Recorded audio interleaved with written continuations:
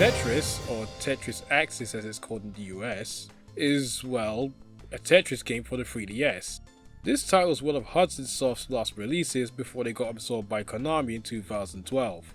If you're somehow unfamiliar with this series, it's a puzzle stacker game where you earn points by making lines using these 4 segmented blocks called tetrominos. There's been many iterations of it throughout the years, but this Tetris tile in particular attempts to stand out from the rest by having multiple game modes, augmented reality, and Miis! My favorite! Let's quickly go over each mode, how they're played, and my thoughts on them. First, there's Marathon. This is the standard mode. You play until you clear 150 lines, or you can turn the endless option on to see how much you can clear before everything reaches the top. No problem here. Next is CPU Battle. This is Tetris against an opponent. You can send junk lines to their side by making big clears, and there's even some items you can use to screw them over even further. But be careful, they can also do the same to you. Oh, hey Bomberman. Then there's Fever. In this mode, you have to score as many points as you can in a minute. You're also playing in a more narrow playing field, so it's easier to make lines. There's also coins you can collect to redeem items, and if you play really well, you'll be taken to these bonus areas where you can score a ton of points for a few seconds. It's enjoyable, but I don't go back to this mode often. After that is Survival. Here you also play in a narrow playing field, and junk lines keep coming up from the bottom. It can get pretty hectic. It's also a nice change of pace from Marathon. Those were all the featured modes. Next are the party modes, some of which may be familiar if you played Tetris Party Deluxe. To start off, we have Jigsaw.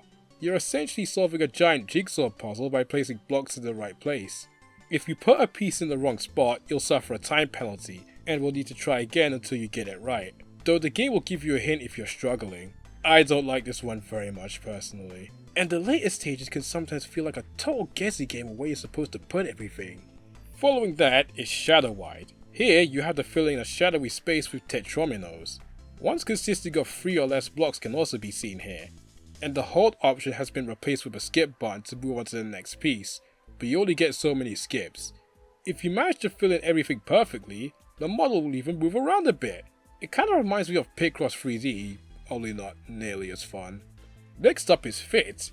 In this mode, you have to place all the pieces in the gaps before the barrier reaches you. It's like Hole in the Wall, only Tetris themed. I like it. Then we have Tower Climber. The goal here is you have to help this little guy climb a tower by placing blocks. You also have to keep their stamina up by guiding them to these hearts. Just make sure not to accidentally trap them, like my dumbass did here.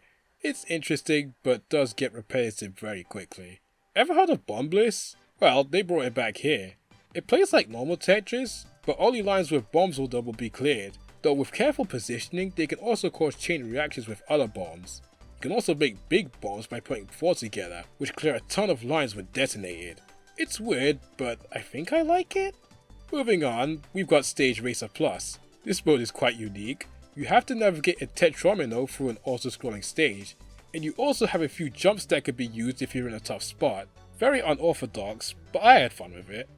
Following that is Capture. Ugh, I don't like this one at all. You have to place a block on this star in one playing field, then place a block of the same type in another playing field.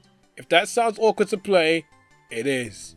Our second to last mode is Master Mode. It's just Tetris at its fastest speed, not much to talk about here. Same goes for the last one, Sprint. You clear 40 lines in the fastest time possible. Nothing more, nothing less. But that's not all. We still have the augmented reality feature to talk about, where you use the 3DS's camera and an AR card, or a picture on my phone since I lost mine ages ago, to play a game of Tetris or Tower Climber in real life. Here the games have been simplified a bit. In Marathon mode, the playing field is very small, so you'll only need to make lines of 4, and the stamina meter from Tower Climber was removed entirely.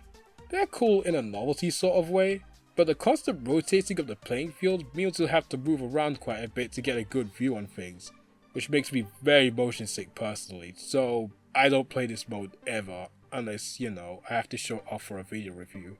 Finally, you've already seen footage of this already, but you can register a Mii that will appear on the bottom screen during gameplay. They don't really do a whole lot though, just dance to the music and occasionally react to your playing skills, though it is funny watching them panic when you're close to failing. You can also change what dance they're performing, as well as their hat and clothes. Oh yeah, the clothing isn't gender locked, so take advantage of that if you must. Looking cute, brawler.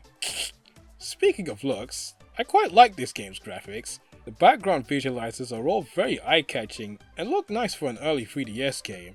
The soundtrack is great too. I especially love this game's version of the Tetris theme. I also love how there's audience cheers in the main menu theme for some reason. This game of Tetris was played in front of a live studio audience.